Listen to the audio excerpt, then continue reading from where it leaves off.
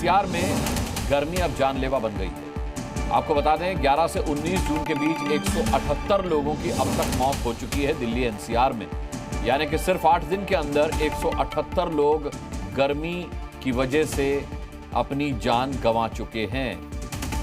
आप देखिए कि कितनी बड़ी खबर है, लेकिन सरकारें इस पर खामोश रहती हैं। पानी के मुद्दे पर प्रदर्शन तो चल रहा है दिल्ली के अंदर, लेकिन इस मुद्दे पर किसी का ध्यान नहीं है। 8 दिन के अंदर 178 लोगों की मौत। मेरे साथ मेरे सहयोगी राम भी इस वक्त मौजूद है। राम। अनुराग, आप ठीक कह रहे हैं कि किसी को इस बात की खबर नहीं है कि दिल्ली के लोगों को क्या क्या इंतजाम चाहिए। और पिछले 9 दिनों के आंकड़े देखेंगे तो हैरान रह जाएंगे। कई बार हम खबर में कहते हैं कि जानलेवा गर्मी पड़ रही है, ऐसा लगता है कि यह अतिशयोक्ति है, लेकिन ऐसा नहीं है। हर दिन लगभग 20 लोगों की जान गई है और पिछले 9 दिनों के अंदर ये मीटर आप देखेंगे तो 178 तक जाकर पहुंचा है। ये 11 से 19 जून के बीच का डेटा है। 178 लोगों की जान गई है गर्मी की वजह से, और ये गर्मी जानलेवा है। ऐसे में व्यापक इंतजाम करने की जरूरत है। और ये जो हम आपको पीछे डेटा दिखा रहे हैं, 178 लोगों की जान केवल 11 से 19 तारीख के बीच चली गई है। और अभी भी 19 जून जो है वो पूरा बीता नहीं है, अभी भी कुछ घंटे बाकी हैं। गर्मी बहुत भीषण पड़ रही है। आप अपने घर से बाहर निकल रहे हैं तो आप इसका अनुमान अच्छी तरह से लगा पा रहे होंगे। और जिन घरों में पानी नहीं पहुंच पा रहा है, जिन घरों में पानी की किल्लत हो रही है, वहां तो स्थितियां और विकराल हैं। अकेले दिल्ली की बात कर रहे हैं हम, देश की राजधानी की बात कर रहे हैं। और 11 से 19 जून के बीच का ये जो डेटा सामने आया है, ये जो आंकड़ा सामने आया है, ये हैरान करने वाला है। 178 लोगों की अब तक मौत हो चुकी है। अनुराग। तो मेरे सहयोगी राम ने आपको बताया कि किस तरीके से गर्मी जानलेवा साबित हो रही है। 178 कम आंकड़ा नहीं होता। 9 दिन के अंदर अगर दिल्ली एनसीआर में, पूरे देश की हम बात नहीं कर रहे, दिल्ली एनसीआर में अगर 178 लोगों की जान जाती है तो ये अपने आप में एक बहुत बड़ी खबर है। जो लोग सड़कों पर रहते हैं, जो गाड़ियां साफ करते हैं, जो भिक्षावृत्ति में लिप्त हैं, ऐसे बहुत सारे लोग आपको दिल्ली एनसीआर में सड़कों पर मिल जाएंगे। जो गरीब हैं, जिनका गुजारा ही फुटपाथ पर होता है, ये वो लोग हैं जो गर्मी की वजह से अपनी जान गंवा चुके हैं। और ऐसे लोगों की संख्या 9 दिन के अंदर 178 सामने आई है। 178 लोगों ने अपनी जान गंवा दी है। सरकारें लाख दावे करती रहती हैं, बड़ी बड़ी योजनाओं की बात करती रहती हैं, लेकिन हम अक्सर देखा करते हैं कि जब सर्दियां आती हैं तो सरकार की तरफ से अलाव जलाने का कार्यक्रम, अलाव जलाने का इंतजाम किया जाता है। इसके अलावा वो अलाव जलाती हैं, यानी कि सर्दी से राहत देने के लिए अलाव के भी इंतजाम होते हैं, रैन बसेरों के भी इंतजाम होते हैं, लेकिन गर्मी से बचने के लिए इस तरीके के कोई इंतजाम नहीं होते। मैं आज के मुद्दे पर आऊं उससे पहले हमारे साथ जो आज पैनलिस्ट हैं उनसे मैं इंट्रोडक्शन करा दूं आपका। भारतीय जनता पार्टी से के शर्मा हमारे साथ हैं, डॉक्टर अजय उपाध्याय हैं, कांग्रेस से जूही सिंह हैं, समाजवादी पार्टी से हमारे साथ विवेक श्रीवास्तव हैं, हमारे साथ लेफ्ट से लीडर प्रोफेसर संगीत रागी हैं हमारे साथ, राजनीतिक विश्लेषक, और ज्योत्सना तिरुनगरी हमारे साथ टीडीपी की स्पोक्स पर्सन। आज के मुद्दे पर बात करने से पहले के शर्मा जी, मैं आपसे जरूर जानना चाहूंगा कि क्या कभी ये मुद्दा बन पाएगा डिस्कशन का? क्या कभी उन गरीबों की हम बात करेंगे जिनकी गर्मी की वजह से जान चली गई और सरकारें खामोश रहीं, कोई इंतजाम नहीं था उनके लिए? नहीं, निश्चित तौर से अनुराग जी, जो विषय आप अभी चर्चा कर रहे हैं, मैं समझता हूँ बहुत गंभीर विषय है और गरीबों से जुड़ा हुआ विषय है। और गरीब क्यों, यहाँ तो मैं कहूँगा और भी वर्ग के लोग जो हैं तो इससे प्रभावित हैं। और विशेषकर दिल्ली की जो आपने चर्चा की, पानी की समस्या की, मैं बहुत आश्चर्यचकित हूँ इस आम आदमी पार्टी की सरकार से कि, और सबसे बड़ा उसमें भी मुझे आश्चर्य इन विपक्षी दलों से जो उनके सहयोगी बैठे कि सबकी जबानें बंद हैं। दिल्ली जैसे शहर के अंदर पानी की इतनी किल्लत है, और ये किनके कारण से, किसकी अक्षमता के कारण से? बहाने बनाने के लिए तो रोज है कि भैया ये पानी नहीं दे रहा, वो पानी नहीं दे रहा। आप 10 साल से सरकार में हैं, आपने किया क्या इस देश के लिए? 10 साल से हर साल ये समस्या आती है, हर बार ये टैंकर की लूट होती है, ये माफिया 10 साल से है। ठीक है। केवल डॉक्टर अजय उपाध्याय, एक रिएक्शन मैं आपसे भी लेना चाहूंगा कि ये कम से कम एक ऐसा मुद्दा हो सकता है जिसपे सभी सरकारें, सभी पार्टियां एकजुट हो सकती हैं, एक मंच पर आ सकती हैं। नहीं, एकजुट की तो बात है, लेकिन जी, मैंने अजय उपाध्याय से सवाल का मुद्दा नहीं है। अच्छा, ये पार्टियों का मुद्दा नहीं है, ये वाकई मानवीय अभी जो है जिस तरह से त्रासदी दिल्ली और आसपास के रीजन में होने की स्थिति है। एक तो गर्मी भी बहुत है, सच्चाई है, जिस तरह की परिस्थिति है उसमें आम जनमानस कैसे राहत उसको मिले, जल संकट से राहत मिले, दिल्ली सरकार को और केंद्र सरकार को दोनों को पारस्परिक समन्वय बना करके इस समस्या का निदान करना चाहिए, न कि आपस में तू मामा करके और एक दूसरे पर आरोप प्रत्यारोप लगाना चाहिए। ये आरोप प्रत्यारोप का दौर नहीं है और राजनीति का भी ये दौर नहीं है, इसमें राजनीति होनी भी नहीं चाहिए। कांग्रेस जिस मुद्दे पर राजनीति हो रही है उस मुद्दे पर आते हैं और आज ताल ठोक में जो हमारा विषय है उसकी मैं चर्चा कर लेता हूं। आप सभी मेहमानों का बहुत बहुत स्वागत है। आपके पास आने से पहले मैं हमारे जो दर्शक अभी जुड़े उन्हें बता दूं कि आज हम किस मुद्दे पर चर्चा करने वाले हैं। देखिए, हर सरकार में कुछ ना कुछ नया होता है। मोदी 3.0 में भी बहुत कुछ नया होने की उम्मीद है। सरकार में कैबिनेट का बंटवारा भी हो चुका है, लेकिन स्पीकर और डिप्टी स्पीकर अभी तक तय नहीं है, दोनों पर पेच है। ये तो करीब करीब तय है कि स्पीकर का पद बीजेपी अपने पास ही रख सकती है, लेकिन डिप्टी स्पीकर का पद किस सहयोगी को देगी, अभी इस पर माथापच्ची चल रही है। हालांकि आमतौर पर यह पद विपक्ष के पास रहता है। इस बीच टीडीपी को लेकर विपक्ष ने बड़ा दांव चला है। विपक्ष ने कहा है कि अगर टीडीपी का डिप्टी स्पीकर होगा तो विपक्ष उसका समर्थन करेगा, वरना विपक्ष स्पीकर पद के लिए भी उम्मीदवार उतारेगा। अगर ऐसा हुआ तो इतिहास में पहली बार होगा जब संसद में स्पीकर पद के लिए चुनाव होगा। तो दूसरी तरफ कांग्रेस और इंडिया गठबंधन के साथियों का संसद सत्र को लेकर भी जोश हाई है। कांग्रेस ने साफ कर दिया है कि अब की बार पहले जैसी नहीं चल पाएगी सरकार। इन सबके बीच कांग्रेस सांसद राहुल गांधी के बयान से इंडिया गठबंधन काफी उम्मीद से है। राहुल गांधी ने एक इंटरव्यू में कहा है कि एक जरा सी गड़बड़ी मोदी सरकार गिरा सकती है, बस किसी एक सहयोगी को दूसरी तरफ मुड़ना है। तो इसके क्या मायने हैं? आखिर किसके मुड़ने की वो बात कर रहे हैं? क्या कांग्रेस और इंडिया गठबंधन के बाकी साथी अभी भी एनडीए के साथियों पर डोरा डालने की कोशिश कर रहे हैं? लेकिन इस उम्मीद में दम कितना है? विपक्ष जो बातें कर रहा है वो सिर्फ माइंड गेम है या फिर वाकई नंबर गेम में कोई दम भी है? आखिर विपक्ष का कॉन्फिडेंस क्या कहता है और इतना हाई क्यों है? लेकिन सबसे पहले बड़ा सवाल यह भी है कि स्पीकर के चुनाव के नाम पर विपक्ष कहीं शक्ति परीक्षण का प्रयास तो नहीं कर रहा है। तो सवाल यह भी है कि कहीं एनडीए की एकजुटता की भी परीक्षा तो नहीं है ये। इन्हीं तमाम मुद्दों पर हम ताल ठोकेंगे, लेकिन उससे पहले ये रिपोर्ट देख लीजिए।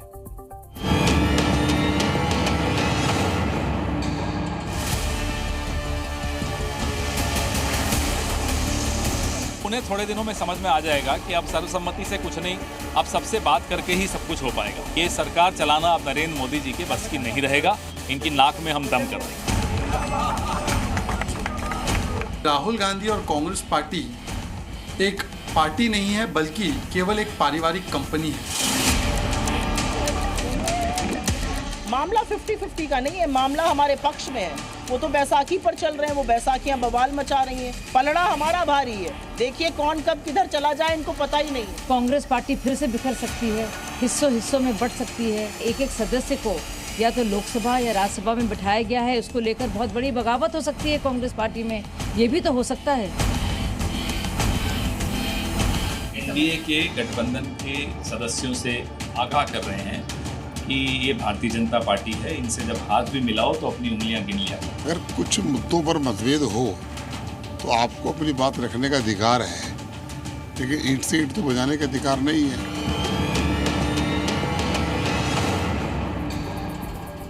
चलिए, अपने पैनलिस्ट से मैं आपका परिचय करा ही चुका हूं। अब सीधे डिबेट को शुरू करते हैं, बहस शुरू करते हैं। क्योंकि शर्मा जी, मतलब राहुल गांधी के इस बयान के बाद क्या मतलब आज रात को ठीक से नींद आ जाएगी या नींद उड़ाने वाला ये बयान है? मैं ये जानना चाह रहा हूं, सिर्फ ये नंबर गेम है, माइंड गेम है?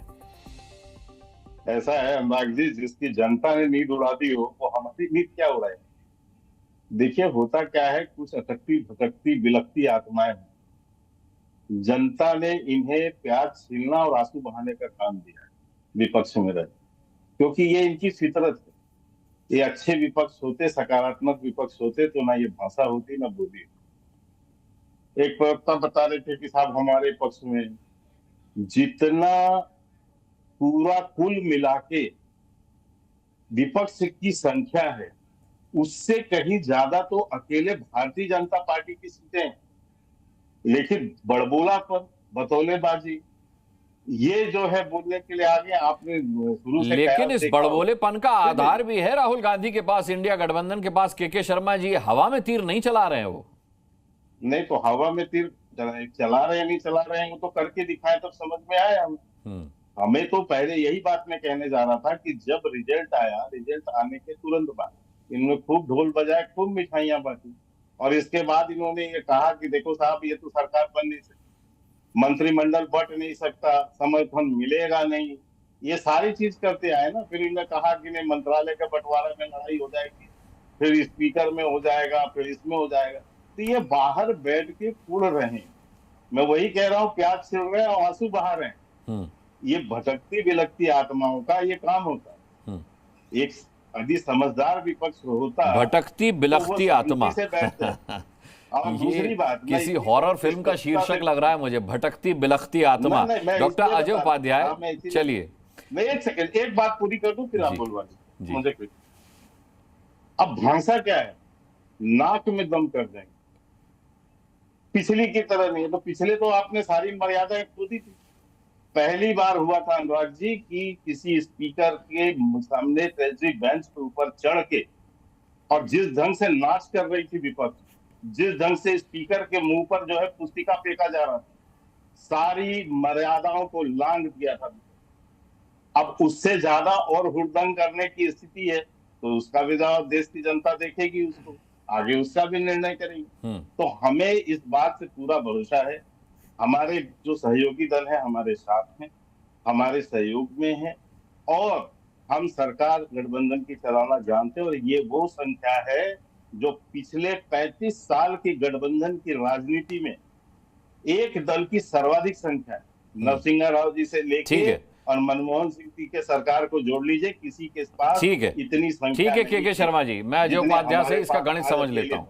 मैं डॉक्टर अजय उपाध्याय से इसका गणित समझ लेता हूं। अजय उपाध्याय जी, भटकती बिलखती आत्मा कह रहे हैं आपको, ये चलिए उस पर तो खैर क्या ही टिप्पणी करेंगे, आप छोड़ दीजिए उस मसले को। लेकिन मैं ये कह रहा हूं कि बात ठीक है कि एनडीए की सरकार ऑन द एजेस है, यानी एक भी साथी पलटा तो सरकार गिर सकती है, लेकिन उनका साथी अगर आपके साथ आया तो आपकी बनेगी कैसे? बन तो आपकी भी नहीं सकती।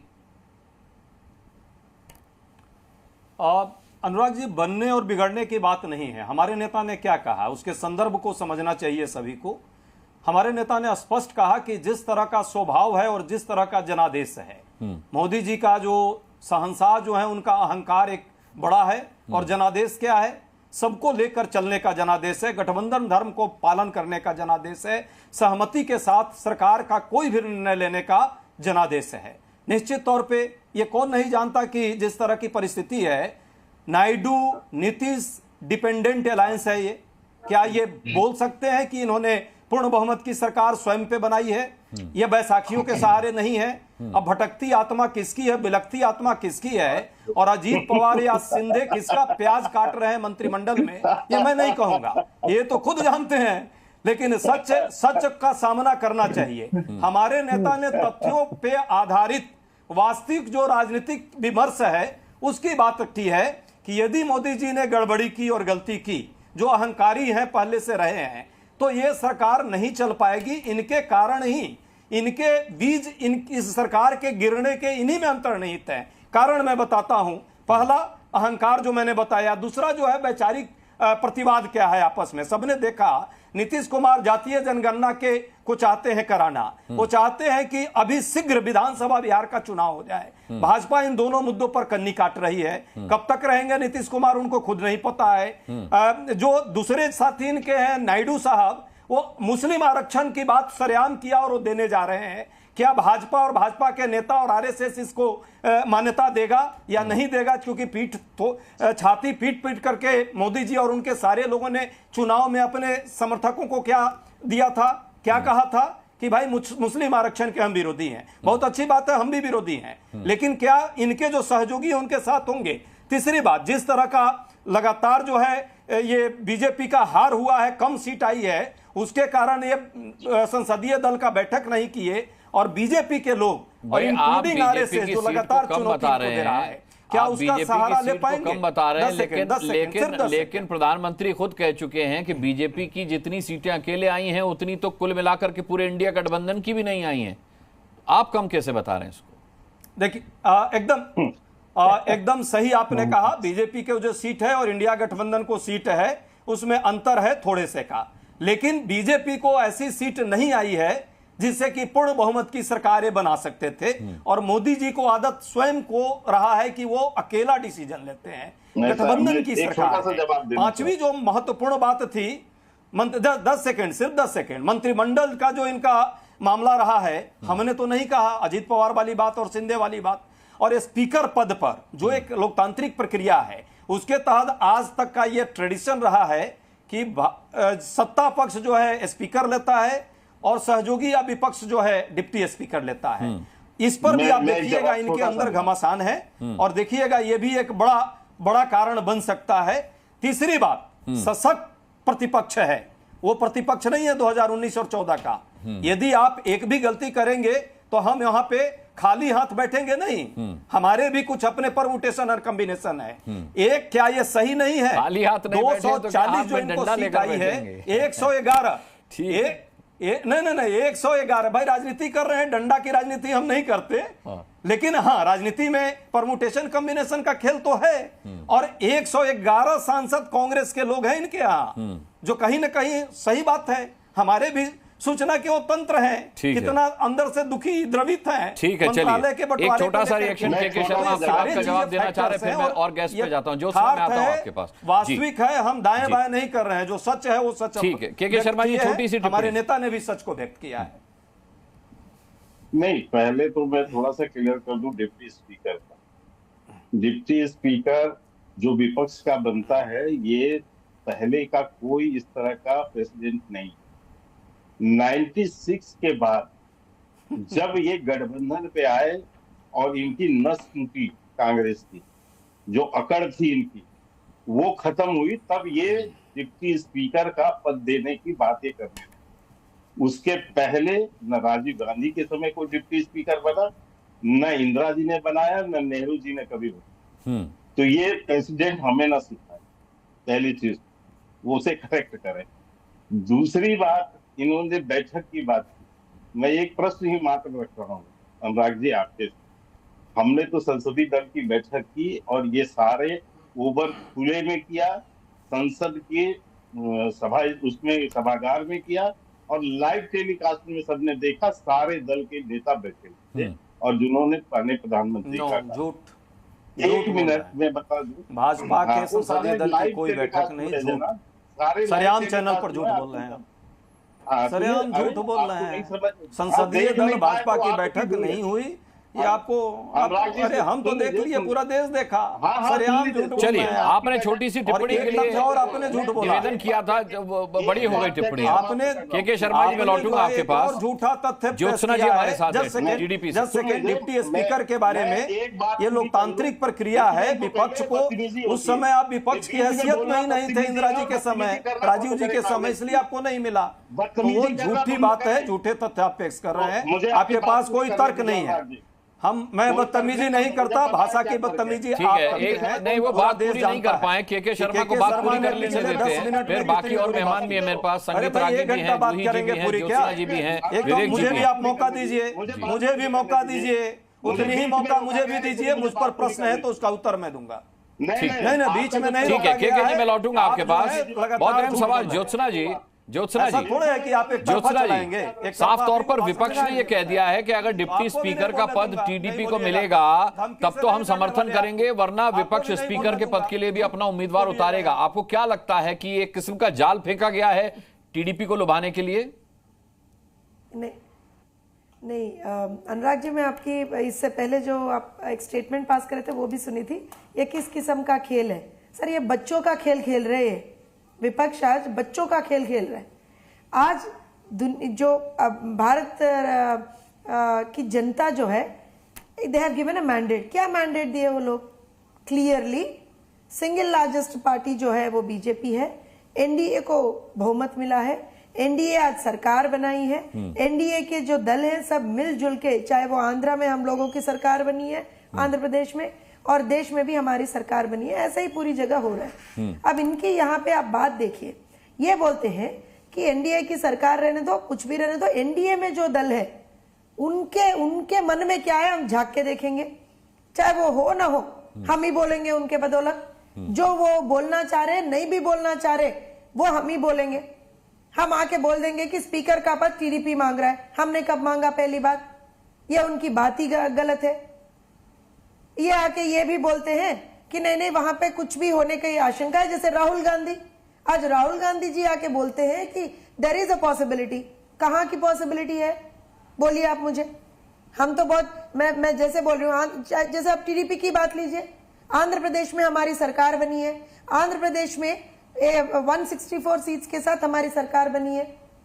वहां पे बीजेपी के मंत्री हैं, जनसेना के मंत्री हैं, तेलुगु देशम पार्टी के मंत्री हैं, और यहाँ पे केंद्र में हमारी सरकार बनी है जहां पे बीजेपी के मंत्री हैं और तेलुगु देशम के भी मंत्री हैं। तो क्या चाह रहे हैं ये लोग, मुझे समझ में नहीं आ रहा। बार बार बार बार यही बोले जाते हैं, यही बोलते रहेंगे कि हम तो नाक में दम कर देंगे इनके। अरे जनता की जो डिसीजन है, जनता की जो मैंडेट है, उसको भी आप आज ठुकरा दोगे। जनता ने ये मैंडेट दिया है कि तीसरी बार भी एनडीए की सरकार बनी है, तीसरी बार भी मोदी ही प्रधानमंत्री है। जनता ने ये मैंडेट दी है, उसको भी आप निकाल के बाहर फेंक दोगे। हम तो नाक में दम कर देंगे इनकी। क्यों करोगे भाई नाक में दम? क्यों? ठीक है, मैं पूछ लेता हूँ, जूही सिंह जी से पूछ लेता हूँ इस सवाल का जवाब। जूही सिंह जी, क्यों नाक में दम कर रहा है विपक्ष भाई? आप जी, अच्छा बात पूरी कर लीजिए। अनुराग जी एक और बात, नहीं एक और बात है। ये बार बार आके बोलते हैं कि स्पीकर कौन है, डेप्यूटी स्पीकर कौन है, टीडीपी से बनेगा, जेडीयू से बनेगा, बीजेपी से बनेगा, ये बनेगा तो ये उम्मीदवार है तो हम सपोर्ट करेंगे। भाई पहले ये तो बता दो आपके लीडर ऑफ ऑपोजिशन कौन है, ये तो बता दो आप पहले। लीडर ऑफ ऑपोजिशन कौन है आप में? कांग्रेस से बनेंगे या फिर एसपी से बनेंगे? पूछ लेता हूं अभी, क्या राहुल गांधी होंगे क्या? पूछ लेता हूं पार्टी से बने, ये तो बता अभी अजय उपाध्याय से पूछ लेते हैं कि क्या राहुल गांधी हो सकते हैं नेता विपक्ष, पूछ लेते। लेकिन उससे पहले जूही सिंह जी, क्यों नाक में दम कर रहा है विपक्ष भाई? ये प्री पोल अलायंस था, इसमें कोई शर्तें नहीं है, किसी शर्त के तहत ये सहयोग नहीं हुआ था, ये अलायंस नहीं हुआ था। तो अब क्यों इस तरीके की अफवाहें उड़ाई जा रही हैं कि फलाना वो पद मांग रहा है, फलाना वो मंत्रालय मांग रहा है और ये सरकार गिर सकती है, सरकार टिकेगी नहीं, एक सहयोगी भी हटा तो सरकार गिर जाएगी? क्यों इस तरीके की अफवाहें आप लोग फैला रहे हैं? अनुराग जी, हम लोग कोई अफवाह फैला नहीं रहे हैं। पता नहीं क्यों टीडीपी इतनी नाराज हो रही है इनसे। तो हमारे अच्छे संबंध है, ये एनडीए में हैं, उनके साथ सरकार बना रहे हैं, जनता का ये मैंडेट है। हम तो अपनी ऐतिहासिक विजय जो उत्तर प्रदेश में हुई उससे समाजवादी पार्टी और इंडिया गठबंधन बहुत खुश है। हमने मुद्दे उठाए, मुद्दे जो उत्तर प्रदेश से संबंधित थे, जिससे भारतीय जनता पार्टी की प्रचंड हार हुई, चाहे वो अयोध्या हो, चाहे वो चित्रकूट हो, गाजीपुर हो, चाहे वो श्रावस्ती हो, सुल्तानपुर, बहुत सारी सीटें आपने हारी और जहां आप जीते भी। भाजपा को मैं याद दिलाना चाहती हूं क्योंकि मर्यादा की बात हो रही थी और पहले ही मर्यादा की बात करते ही आपने आत्मा, बिलखना, रोना, तो पता नहीं अपने प्रवक्ताओं को कुछ तो शिक्षा भारतीय जनता पार्टी को देनी चाहिए कि कुछ पढ़ के आया करें तो मुद्दों की बात करें। हमने एक सकारात्मक विपक्ष की भूमिका हमेशा निभाई है। जहां तक स्पीकर, डिप्टी स्पीकर की बात है, ये जी हमें मत सिखाइए। देखिए ये चीखना चिल्लाना, इसी से भारतीय जनता पार्टी शर्मा जी बारी आने पर बोलिएगा। उत्तर प्रदेश की जनता फिर जो है इतना बोल चुके हैं, चुप हो जाएं। ये क्या सदन चलाएंगे, ये क्या लोकसभा चलाएंगे? न तमीज है, न कायदा है, न शालीनता है, न ज्ञान है। ये उत्तर प्रदेश का प्रतिनिधित्व करेंगे, यही प्रधानमंत्री इनको सिखाते हैं, यही मुख्यमंत्री इनको सिखाते हैं। ये लोग आकर के विपक्ष की बात करेंगे, ये लोग लोकतंत्र की बात करेंगे। गुंडे माफिया आपकी भाषा, आपकी शैली से झलक रहा है और आप जैसे प्रवक्ताओं को भारतीय जनता पार्टी को बाहर का रास्ता दिखाना चाहिए क्योंकि आप लोगों के पास कोई मुद्दा नहीं है और यही कारण है कि उत्तर प्रदेश के शर्मा रुक जाइए, जूही सिंह को बात पूरी कर लेने दीजिए भाई। सारे पेपर लीक पर गुंडागर्दी पर कुछ नहीं बोलते हैं जी, बात कर लेने दीजिए। इनके चीखने चिल्लाने से कुछ नहीं होगा। चीखना चिल्लाना हो तो जाकर सड़क पर बैठ जाए। ये बड़ा प्लेटफॉर्म है अनुराग जी, अनुराग जी ये बड़ा प्लेटफॉर्म है। इस तरह के लोगों को बुलाते क्यों हैं? इस तरह के लोगों को जिनको ना पता है कि इस पर बात करनी है, ना मुद्दा पता है, इनको दूसरों की आवाज, यही अहंकार, ये गुंडागर्दी होती है, ये भाषा की गुंडागर्दी होती है, ये नैतिकता की गुंडागर्दी होती है।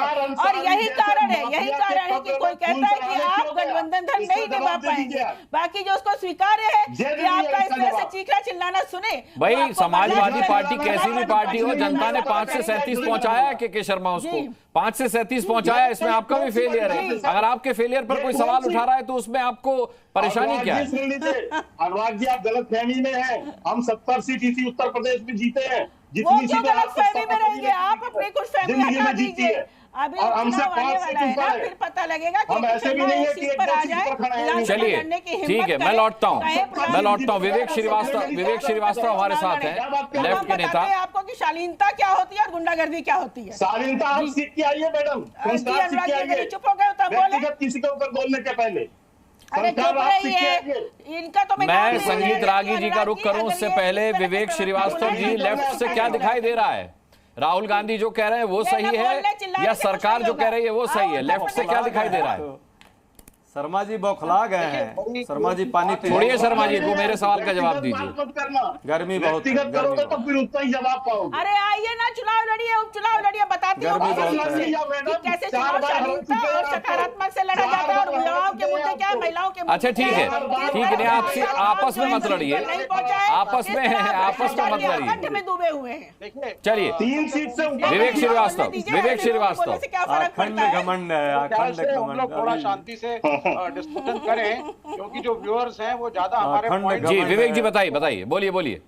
ये जो तेलुगु देशम पार्टी की प्रवक्ता आई है, मेरा प्रश्न इनके साथ है। देखिए, कोई लड़ाई झगड़े की बात नहीं, हम चंद्रबाबू नायडू जी का बहुत सम्मान करते हैं और पहले भी उनके साथ मिलकर सरकारों में रहे हैं, बातचीत रही है। अब मुझे बताइए कि कम से कम नीति पे तो हम आपको क्वेश्चन कर सकते हैं। आपके मैनिफेस्टो के अंदर मुस्लिम आरक्षण 4% का आउटसाइड द ओबीसी कोटा था।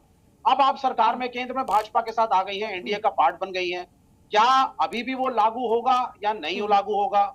और यदि वो लागू होगा तो फिर के शर्मा जी उत्तर दें, क्या उसको देश भर में एनडीए लागू करेगी या नहीं? ये है मेरा पहला प्रश्न। ये प्रश्न मैंने सबसे पहले इसलिए पूछा कि इट शोज कि पॉलिसी में किस प्रकार से डिफरेंसेस हैं एनडीए के घटक दल के अंदर। जो आरएसएस की आइडियोलॉजी, जो पेरेंट 240 मेंबर पार्लियामेंट्स की पार्टी है, उसमें और घटक दलों में आइडियोलॉजिकल डिफरेंसेस बहुत स्ट्रॉन्ग है, जो सूनर और लेटर उभर करके आएंगे। हमें कोई फर्क नहीं पड़ता, हम एक क्रिएटिव अपोजिशन का रोल प्ले करेंगे और मिलकर के आपको अब उल्टे सीधे बिल बुलडोज करने नहीं देंगे। जैसा आपने किसानों के साथ करा था, एक बिल पास करके prime minister had to apologize, 800 किसान मरे, सड़कों पे हम लोगों को उतरना पड़ा। सीए एनआरसी पे मैं डिस्कशन चाहूंगा नहीं।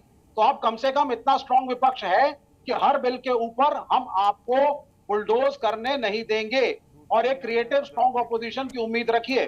पॉलिसीज में अब हम आ जाते हैं। इनके जो दूसरे घटक दल हैं, बिहार वाले नीतीश कुमार जी ने यूनिफाइड सिविल कोड के ऊपर स्ट्रॉन्ग आपत्तियां जताई। जब मैंने ही प्रश्न किया कई बार, तो बाद में उनके प्रवक्ताओं ने बोलना शुरू करा कि साहब हम रिव्यू की मांग कर रहे हैं, लेकिन अभी तो ड्राफ्ट ही नहीं आया प्रॉपरली बीजेपी की तरफ से, तो आप किस चीज का रिव्यू मांग रहे हैं? ये मेरी समझ के बाहर है। अग्निवीर के ऊपर क्या स्टैंड है पार्टी का, जो इनके घटक दल की है? क्या 4 साल के अग्निवीर से ये लोग सेटिस्फाइड है या नहीं? और अगर नहीं है तो क्या अग्निवीर स्क्रैप होगा या मॉडिफाई होगा? ठीक है। ये पॉलिटिकल क्वेश्चंस हैं जिनके ऊपर डिस्कशन जरूरी है, रादर देन अ शाउटिंग मैच। और मैं चाहूंगा पहले मेरी टीडीपी की प्रवक्ता मुस्लिम आरक्षण पे उत्तर दें और फिर के शर्मा बाकियों पे बताएं। अरे भाई, संगीत रागी जी की भी बारी आ जाने दीजिए। चलिए संक्षिप्त रखिएगा ज्योत्सना जी। बिल्कुल।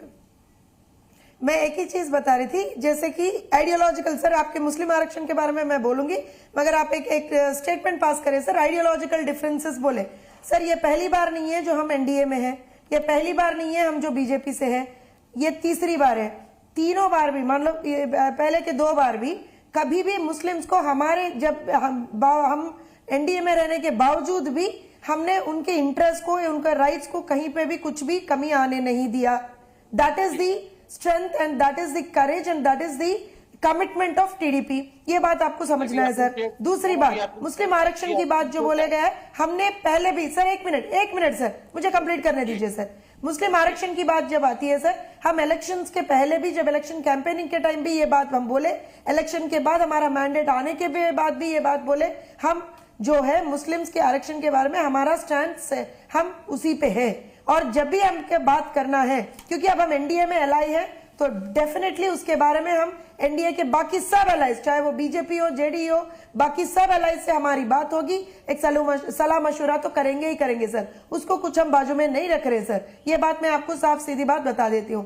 और again I reiterate ideological differences, हाँ कुछ चीजों पे सर इश्यू बेस्ड डिफरेंसेस बोलते हैं सर, उसको आइडियोलॉजिकल डिफरेंसेस नहीं बोलते, इश्यू बेस्ड डिफरेंसेस। मुद्दों के ऊपर हम उनसे कई एक आध मुद्दे ऐसे हैं जहाँ पे थोड़ा बहुत डिफरेंसेस आते हैं सर, मगर इसका मतलब ये नहीं है कि सरकार चलाने में कुछ प्रॉब्लम आ जाएगा। सर पिछले 2 बार हम एनडीए में थे, कभी भी कोई प्रॉब्लम नहीं आया। हम ही थे जो मुस्लिम्स के लिए हज हाउस हम ही ने ये किया था, सब हम ही ने किया सर। मुस्लिम्स को हम तब भी हम ही देखे सर आंध्र प्रदेश में। सो ये बात आप जरा जान लीजिए। अब आप लागू करेंगे या नहीं, हाँ या ना तो बता दीजिए। आंध्र प्रदेश में are you going to implement? Sir मैं वही बात बोल रही हूँ सर, आपको आंध्र प्रदेश में भी सर आप शायद मेरी बात समझे नहीं, फिर से समझाती हूँ सर।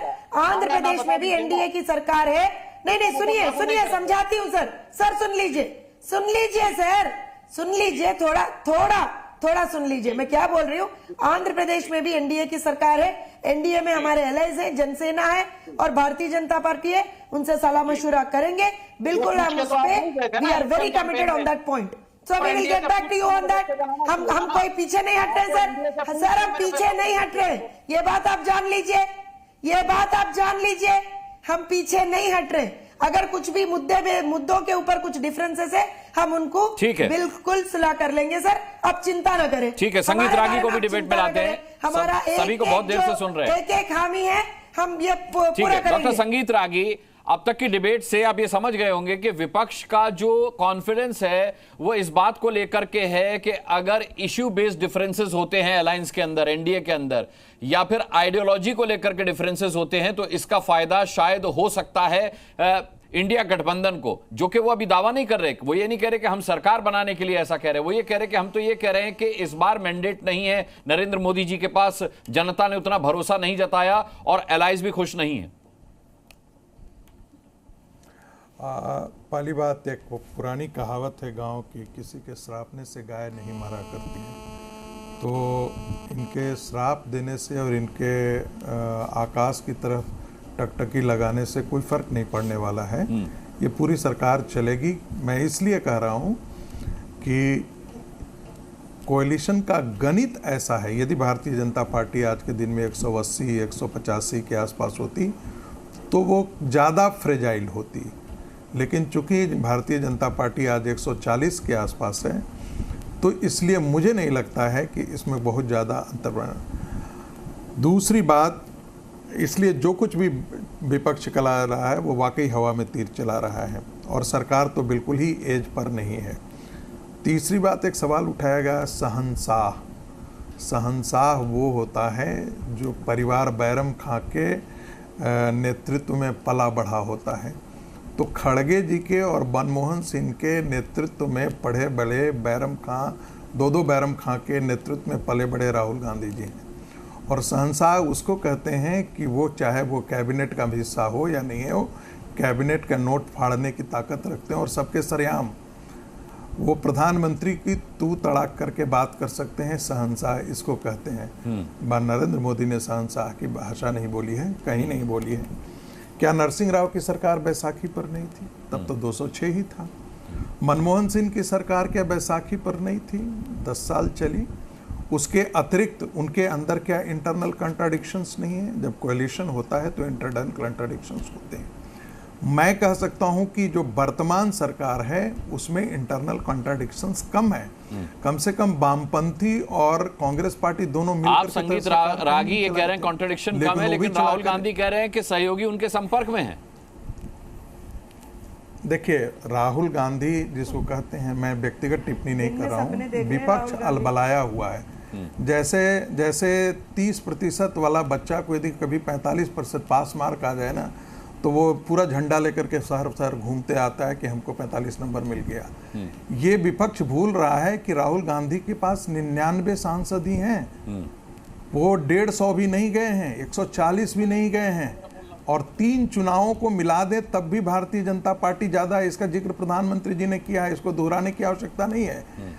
भारतीय जनता पार्टी ने अपने लिए स्टैंडर्ड बहुत हाई किया था, उससे अपेक्षाकृत उसे सीटें कम आई। भारतीय जनता पार्टी अपने दम पर मेजोरिटी में नहीं है, लेकिन एक प्री पोल अलायंस जो है वो आज 295 है। कांग्रेस पार्टी को लगता था कि 295 वो ले लेंगे, क्योंकि देश के खिलाफ, नरेंद्र मोदी के खिलाफ बहुत बड़ा जन आक्रोश है। ऐसा तो कहीं कुछ दिखा नहीं। हाँ, उत्तर प्रदेश में अपने कारण है, वोट जिहाद चल गया, हिंदुत्व तो नहीं चला है। बात समझ, हिंदू लोग डिवाइडेड रहा, जातियों के आधार पर चला, और वोट जिहाद पूरे देश में काम कर गया, इसमें कोई दो राय नहीं है। तो इसको हमको भूलना नहीं चाहिए कि जहां जहां एक मुश्त जो है, यदि आप पूरा आकलन करेंगे तो 56% 57% वोट पड़े हैं। एक कम्युनिटी 20% कम्युनिटी जो है वो 90% वोट करती है, यानी कि हिंदुओं का वोट जो है वो 45% पड़ा है। 45% में से हिंदू जो है वो जातियों के आधार पर डिवाइड पड़ा है। नतीजा है यही जीत का आंकड़ा है जो भारतीय जनता पार्टी को हराती है, और यही जीत की तरफ विपक्ष को ले गई है। और 14% मुसलमान डिसाइड करेंगे कि देश में किसकी सरकार बनेगी। ये आंकड़ा ही आपका गलत है। संगीत रागी में आपसे भाई सुनिए, आप एजुकेटेड आदमी, भाई आपके पास आंकड़ा हो तो आप बता दीजिए ना। हम गलत सही तो कह नहीं रहे हैं, हम तो आपसे कह रहे हैं कि आप आंकड़ा बता दीजिए ना। हम तो गलत सही बोल ही नहीं रहे हैं। मुद्दों पर लड़ा गया। 2017 से आपके सारे पेपर लीक हुए। उत्तर प्रदेश में एक भी विकास कार्य जमीन, चलिए मुद्दे से भटक जाएंगे जूही जी हम लोग। एक पैसा जमीन पर नहीं लगा जी। नहीं, ये खुद इन्होंने मिस्टर रागी मैं उत्तर देने दीजिए कांग्रेस पार्टी पर मुद्दों पर। अजय उपाध्याय जी, जब मैंने ये सवाल पूछा संगीत रागी से कि राहुल गांधी ने ये कहा है कि भाई एनडीए के सहयोगी उनके संपर्क में हैं, तो ज्योत्सना जी की एक टिप्पणी आई कि दिन में ख्वाब देख रहे हैं वो। सवाल ये है कि किस संजीवनी बूटी का इंतजार आप लोग कर रहे हैं। और सवाल ये भी पूछा गया कि भाई पहले विपक्ष बताए कि उनका नेता कौन हो गया। क्या राहुल गांधी होंगे विपक्ष के नेता संसद में? नहीं, आप पहले ये सवाल संगीत रागी से पूछ लीजिए। चलिए, आपके दोनों प्रश्नों का उनके फेवर में है। आपके मैं दोनों प्रश्नों का उत्तर मैं दूंगा। विवेक जी, मुझे अजय उपाध्याय जी बोल लें। दोनों जी, आपके दोनों प्रश्नों का उत्तर मैं दूंगा, लेकिन कुछ जो टिप्पणी की है संगीत रागी जी ने, संगीत रागी जी के कुछ प्रश्न है। जिस तरह से बड़ा दुख लगता है, बेचारे बड़े पढ़े लिखे व्यक्ति हैं, मैं तो बड़ा सम्मान करता हूं इनका, पर वही रटा रटाया जो कुछ प्रश्न है, इंदिरा गांधी, राजीव गांधी, गांधी परिवार, क्या इनको सही में कभी कभी मनोचिकित्सक से दिखाना चाहिए। हालांकि ये मेरा काम नहीं है सुझाव देना, पर आपको बुरा लगेगा। अरे भाई, आप पढ़े लिखे व्यक्ति हैं, सही से आपने हमारे नेता पर किया तो ठीक, हमारे नेता पर व्यक्तिगत टिप्पणी आप करें। इनको कौन अधिकार दिया राहुल गांधी पर व्यक्तिगत टिप्पणी करने का? क्यों इन्होंने, आपने क्यों व्यक्तिगत टिप्पणी हमारे नेता पर रोज बैठकर करते हैं? आपने क्या किया है? क्या प्रश्न था आपका? आपसे प्रश्न क्या किया गया? आपने उत्तर क्या दिया है? आए दिन आपका यही आदत हो गया है। आपको किसी मनोचिकित्सक से राहुल गांधी फाड़ फूड़ करते हैं, चिकित्सक का मैं नंबर भेज देता हूँ, नंबर भेज देता हूँ मनोचिकित्सक का, जा करके मोतियाबिंद उतारिए और जाके बेहूदी बातें सुनने के लिए नहीं। अच्छा, अजय उपाध्याय जी डिबेट पर आते हैं। कांग्रेस का आपने आपत्ति दर्ज करा दिया अजय उपाध्याय जी। अजय उपाध्याय जी, आपने आपत्ति दर्ज करा दी, डिबेट पर आते हैं। आप सबसे बड़े बुद्धिहीन हैं, पूरा देश देख रहा है। ठीक है, हो गया। व्यक्तिगत हमले नहीं, बुद्धि होती है। संगीत रागी ने व्यक्तिगत हमला किया, आपने आपत्ति दर्ज करा। आप भी वही काम मत कीजिए, अब आप भी वही काम मत कीजिए। अजय उपाध्याय जी, क्या राहुल गांधी होंगे विपक्ष के नेता? क्या राहुल गांधी होंगे विपक्ष के नेता? बेहुदे आदमी हैं आप सबसे बड़े बेहुदे हैं। अच्छा चलिए, छोड़िए ना, अब आप भी वही कर रहे हैं जिसका आरोप आप इन पर लगा रहे थे। कांग्रेस परिवार पर आप गाली देते हैं, आपको समझ आती है? ऐसे लोगों को लाकर के आप बैठा देते हैं। अजय उपाध्याय जी, उनकी टिप्पणी पर आपने आपत्ति दर्ज करा दी, अब आप भी वही काम कर रहे हैं जो ये कर रहे थे। नहीं, ये आदमी मुखौटा लेकर के आकर के, ये कौन सा विश्लेषक है? आपने आपत्ति दर्ज करा दी, अब आप मेरे सवाल का जवाब दे दीजिए। आरएसएस का मुखौटा है। नहीं, आप मेरे सवाल का जवाब दे रहे हैं या फिर मैं किसी और केस का रुख करूं? सर, यही झूठ बोलता है। आपके सवाल का जवाब दे रहा हूं मैं। देखिए, मैं स्पष्ट बोलना चाहता हूं यहाँ चैनल पर आकर संगीत रागी शांत हो जाइए, संगीत रागी शांत हो जाइए, शांत हो जाइए। तुमसे ज्यादा घटिया कोई है ही नहीं। तुम कहां से हो सबको पता है, तुम खुद घटिया आदमी हो। सबसे चोरी करके प्रोफेसर हो गए। आरएसएस के आप दोनों ही मेरे लिए सम्मानजनक हैं। मैं निवेदन कर रहा हूं, संगीत रागी शांत हो जाइए भाई। पूरा देश जानता है, इडियट सबसे बड़ा इडियट हो, कमीना हो तुम, गाली गलौज करने के अलावा और क्या? भाई इस तरीके की शब्द है ना। कुत्ते पर यहाँ कुत्ता। चलिए मेरे को किसी और के पास जाना होगा। जूही सिंह को जोड़ना चाह रही थी डिबेट में, उनको बोलने भी नहीं दिया गया। जूही सिंह, आप जूही सिंह जी अनुराग जी। जूही सिंह जी, किस संजीवनी बूटी का इंतजार है? विपक्ष, एनडीए के सारे सहयोगी कह रहे हैं कि कहीं कोई दिक्कत नहीं है, बहुत मजे में चलेगी सरकार, लेकिन फिर विपक्ष की तरफ से बार बार इस तरीके की टीका टिप्पणी का क्या मतलब है? और राहुल गांधी ने तो यहां तक कह दिया कि भाई एनडीए के कुछ सहयोगी उनके संपर्क में भी हैं। अनुराग जी, हो सकता है राहुल गांधी जी के संपर्क में हो। हम तो शुरू से कह रहे हैं कि हम उत्तर प्रदेश में जो मैंडेट है, उत्तर प्रदेश की उम्मीदों, उत्तर प्रदेश की आकांक्षाओं की अनदेखी हुई, नजरअंदाज किया गया। सारे पेपर लीक हो चुके हैं 2017 से। अभी नीट में बड़ा घोटाला आया है, उस पर तो पहले सरकार कुछ नजर डाले। बनारस में एक महिला के साथ इनके खुद के पदाधिकारियों ने दुष्कर्म किया, क्या उसको एड्रेस किया गया? उत्तर प्रदेश में बेरोजगारी, कृषि, किसान सब लोग इस समय बेहाल है। अग्निवीर पर क्या इनका स्टैंड है? जातीय जनगणना, जो कि बहुत सारी विपक्षी पार्टियां जो अभी इनके सहयोग में भी हैं, जेडीयू वो सपोर्ट करती थी, तो क्या वो होगी? हम सकारात्मक विपक्ष की भूमिका प्ले करते हैं। हमने पहले भी उत्तर प्रदेश में किया है और एक प्रचंड जीत के साथ हम इसको पार्लियामेंट में भी प्ले करेंगे।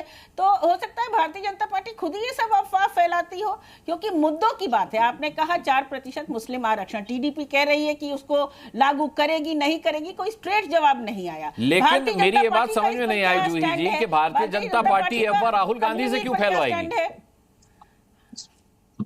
अब ये तो भारतीय जनता पार्टी जाने, और ना तो मैंने वो इंटरव्यू राहुल गांधी से सुना है।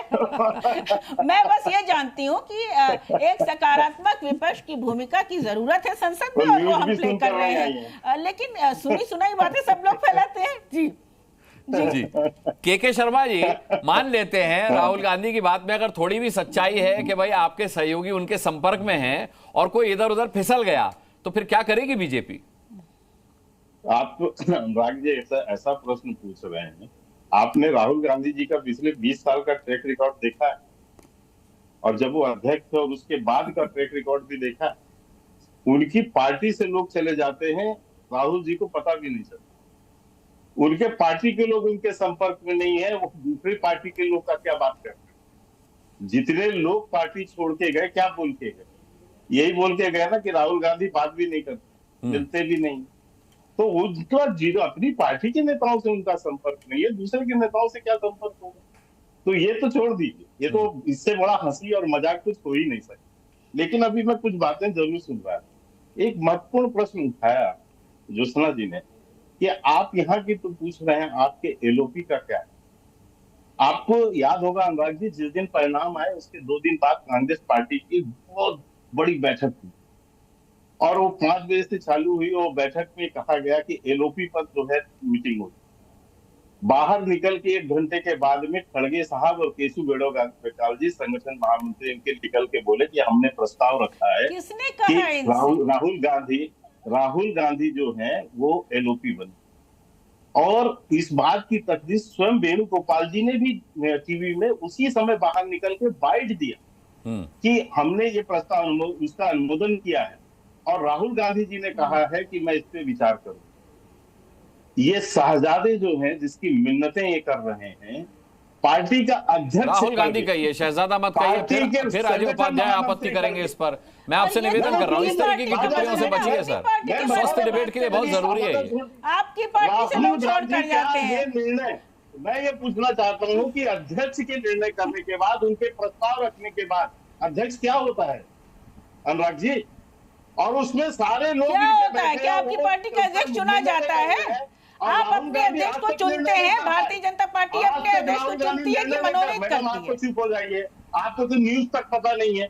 नहीं, आपने मुझे बोलने नहीं दिया था श्रीमान। दूसरों से अगर आपको तमीज और शालीनता चाहिए तो आप उसका करिए। हाँ, हम ये पूछ रहे हैं जी, हम ये पूछ रहे हैं कि भारतीय जनता पार्टी अपना अध्यक्ष चुनती है क्या? इलेक्शन होता है क्या? दूसरी पार्टी में इतना इंटरेस्ट होता है तो थोड़ा अपनी पार्टी में के जी को बोलने देते हैं। जूही जी के शर्मा को बात पूरी कर लेने देते हैं। मैं चाहता हूँ कि अजय जी का भी दूसरे को भी बोलने देते हैं। अभी मैं कोई बिना तथ्य की बात कर रहा हूँ तो आप बोलिए। आपके भी बकायदा चैनल में चला है, आप चाहें अपने प्रोड्यूसर से अभी लिखवा। मैं डेट टाइम सब बता देता हूँ। उसी के बाद 1 घंटे बाद, मैं इसको इसलिए जोड़ रहा हूं कि उसी के साथ एक दूसरी बैठक हुई संसदीय दल की। उसमें प्रस्ताव किया गया सोनिया गांधी संसदीय दल की अध्यक्षा बनेंगी। बैठक खत्म होते ही घोषणा हुआ कि सोनिया जी संसदीय दल की अध्यक्षा होंगी और उनके नेतृत्व में संसदीय चलेगा। सोनिया गांधी जी को स्वीकारने में 1 मिनट नहीं लगा, लेकिन राहुल गांधी आज जो है 15 दिन बीत गए, एलओपी पे अपना जब वो नहीं दे पा रहे हैं निर्णय। इसका मतलब कि पार्टी का कोई कीमत नहीं है, अध्यक्ष की कोई कीमत नहीं है खड़गे जी की या पूरी पार्टी की। और एक जो है व्यक्ति ये तय कर रहा है कि मैं बनूंगा या नहीं बनूंगा, ये मेरे निर्णय पर। ठीक है, ठीक है, ठीक है अजय जी, क्योंकि एक बात की बात अजय जी, राहुल गांधी कह रहे हैं कि कुछ लोग उनके संपर्क में हैं एनडीए के सहयोगी दल। जूही जी कह रही है कि बीजेपी खुद ही अफवाह उड़वा रही होगी। स्थिति साफ करना चाहेंगे बहुत संक्षिप्त में। मुझे मत बुलवाइएगा, आप डिबेट कराइए। दो चीजें हैं के शर्मा, बोलिए बोलिए, समय नहीं है मेरे पास। के शर्मा को पूरा कर लेंगे। के जी शांत हो जाइए, के जी शांत हो जाइए, समय नहीं है मेरे पास। शांत हो जाइए अजय जी। अजय आप ही का सवाल पूछा है मैंने अजय जी। के शर्मा जी अभी, हाँ के शर्मा जी ने अभी पूरा जो है उनका साउंड कम कीजिए। के शर्मा जी सिर्फ यहाँ भ्रम फैला रहे हैं। शपथ ग्रहण प्रधानमंत्री जी का हो गया और बीजेपी का संसदीय दल का बैठक नहीं और कोई चुनाव नहीं, ये दूसरे पर आरोप लगा रहे हैं। भाई लोकसभा का अभी सेशन शुरू होना है, लोकसभा के लिए ही एलओपी की जरूरत होगी। प्रधानमंत्री जी यानी कि जो सवाल मैंने पूछे उस पर पहले की जरूरत जवाब मुझे मिला हो जाएगा। गोलमोल रहा सब कुछ। और एनडीए की बात कर रहे हैं, एनडीए के कई लोग हमारे संपर्क में, जो राहुल गांधी के वो भी होगा, वो भी तय नियत समय पर आएगा। ठीक है, ठीक है। आज की डिबेट में समय खत्म हुआ। मैं चाहता तो था कि डिबेट और आगे बढ़े और कुछ सवालों के जवाब मिले, लेकिन कुछ एक जवाब गोलमोल भी हुआ करते हैं जो किसी नतीजे पर नहीं पहुंचते। बहरहाल बहुत बहुत धन्यवाद करना चाहूंगा अपने सभी पैनलिस्ट का आज ताल ठोक के में जुड़ने के लिए। कल शाम 5 बजे फिर ताल ठोकेंगे एक बहुत अहम सवाल पर। जी न्यूज़।